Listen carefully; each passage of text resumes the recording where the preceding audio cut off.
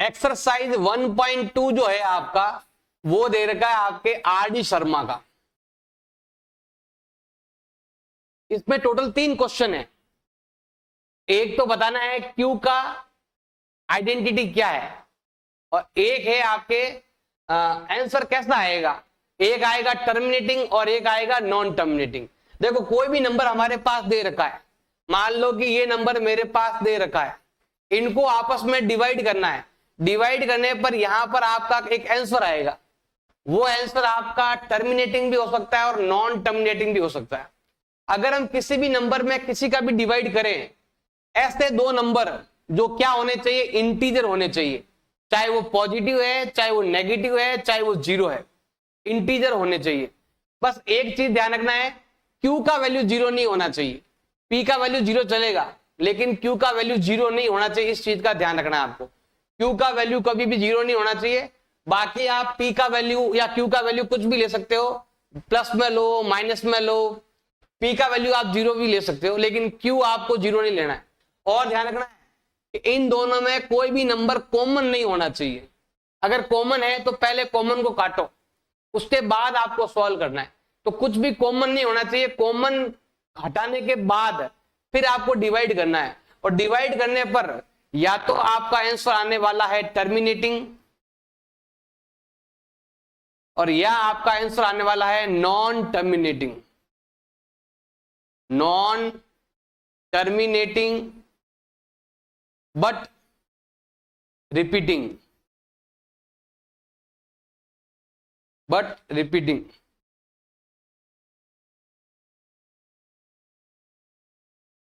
जैसे अब ध्यान रखना भाई, अब टर्मिनेटिंग कब होगा और नॉन टर्मिनेटिंग कब होगा, ये चीज आपको मालूम होनी चाहिए।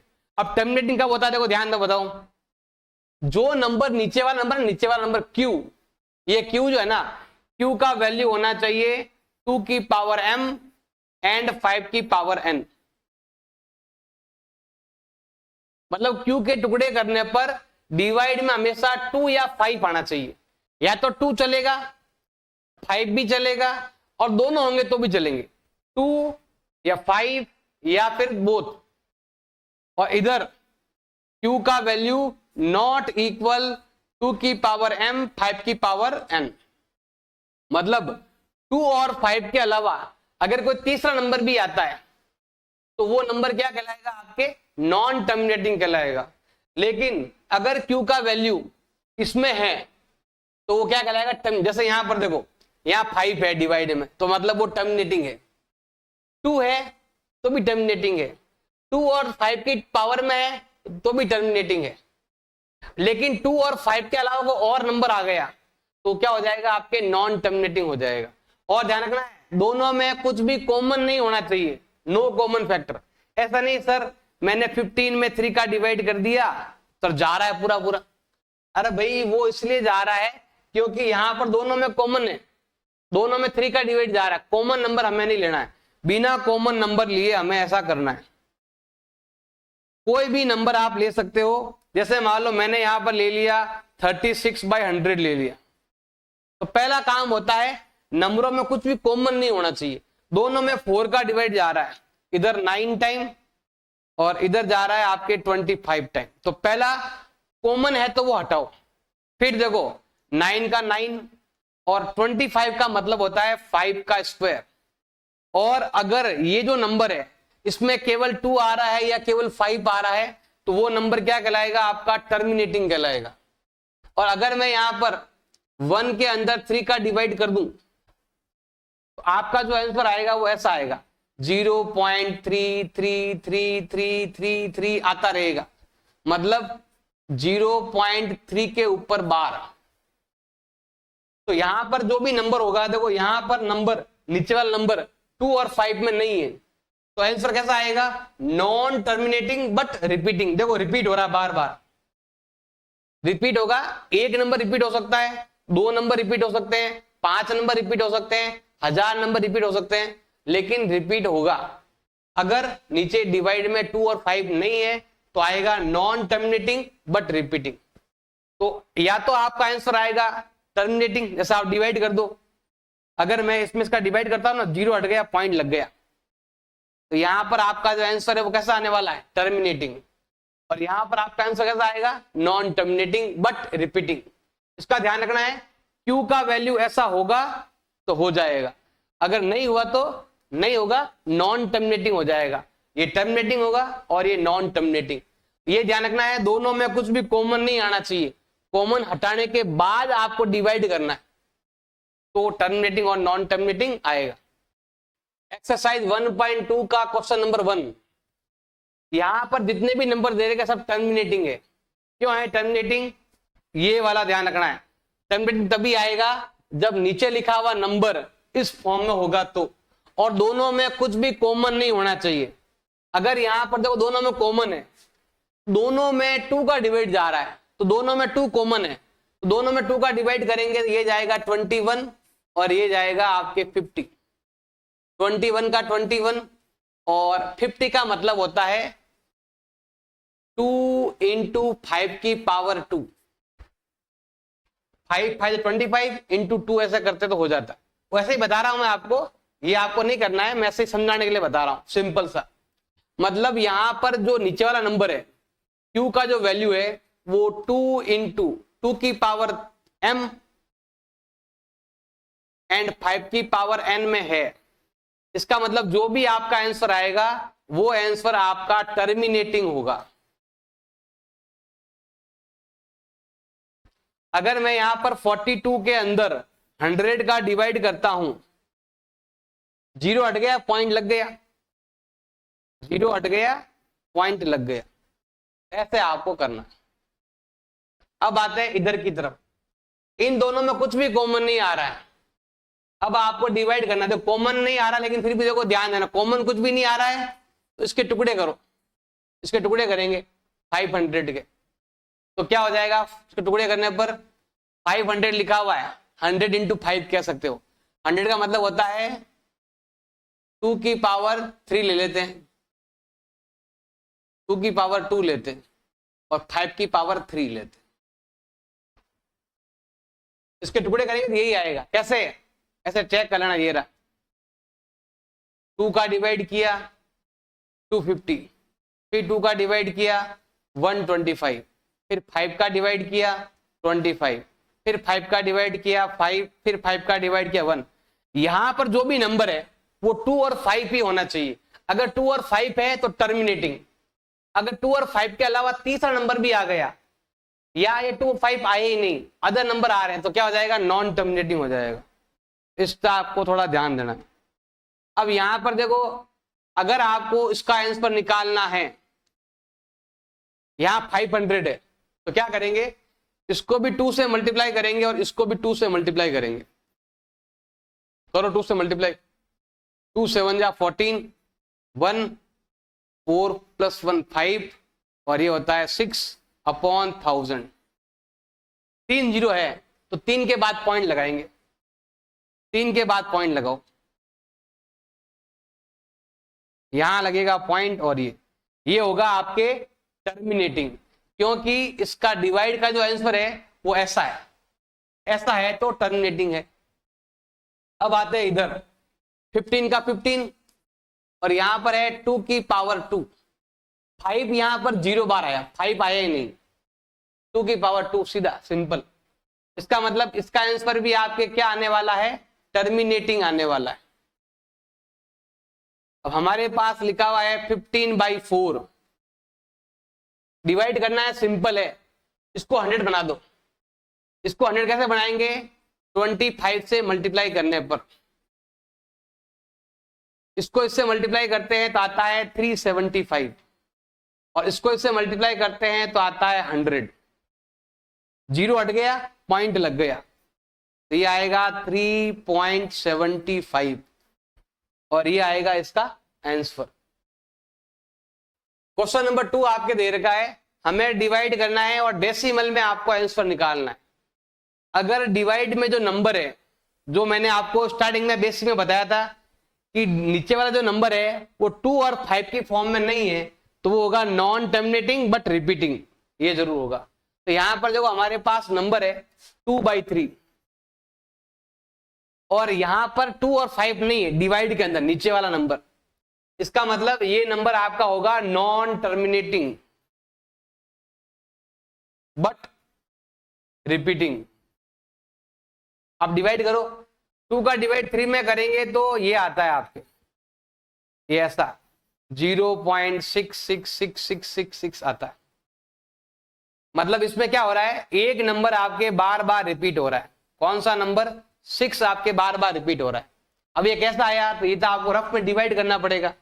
ये आप ऐसे डिवाइड करना भाई, इधर आपका 3 है, इधर आपका 2 है, डिवाइड नहीं गया पॉइंट लगा दो, इधर लग जाएगा 0, फिर जाएगा 6 टाइम, फिर 2 आ गया, पॉइंट लगा हुआ है तो 1 0 फ्री में आएगा, 6 फिर 18 फिर 2, पॉइंट लगा हुआ है 0 फिर 6 फिर 18, ऐसे ही चलता रहेगा और आपके 6666 आता रहेगा। तो हमें ऐसे जैसे डिवाइड करोगे तो ये आंसर आपको मिलेगा। ये हो गया हमारा पहले का आंसर। अब हम लेते हैं यहां पर सेकंड। यहां लिखा हुआ है माइनस का 4/9। माइनस को बाद में ध्यान देंगे, पहले सिंपल डिवाइड करते हैं। अब देखो 4 का 4, 9 का मतलब होता है 3 का स्क्वायर। नीचे डिवाइड में 2 और 5 नहीं है, इसका मतलब जो भी आंसर आएगा वो नॉन टर्मिनेटिंग नॉन रिपीटिंग आएगा।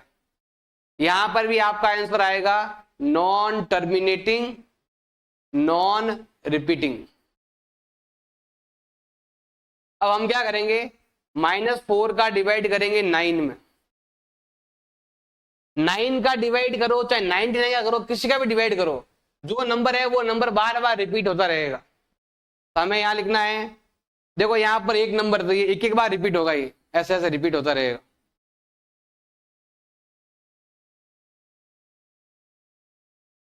और यहां पर आएगा माइनस, मतलब ये आएगा -0.4 के ऊपर बार, ये नंबर आपका बार बार रिपीट होगा।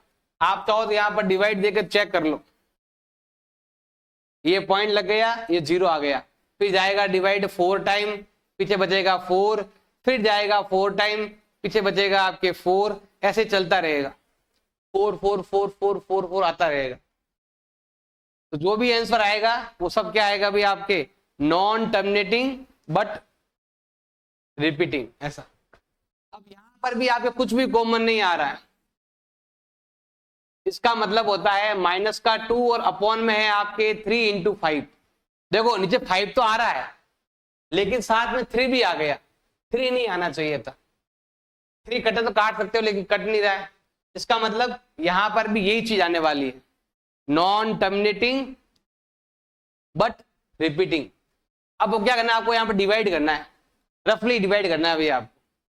इसमें का डिवाइड करो, 15 का डिवाइड करना है, यहां पर देखो पॉइंट लग गया 0, एक बार जाएगा, पीछे बच गया भाई आपके 5। अब यहां 0 लगाओ, अब डिवाइड जाएगा आपके 3 टाइम, पीछे बच गया भाई आपके 45, फिर 5 बच गया, फिर 3 टाइम चलता रहेगा। मतलब प्लस माइनस माइनस 0.13333 आता रहेगा। इसको हम ऐसे भी लिख सकते हैं 0.1 और 3 के ऊपर बार, किस पर बार आएगी, 3 के ऊपर बार आएगी, केवल 3 के ऊपर बार होगा।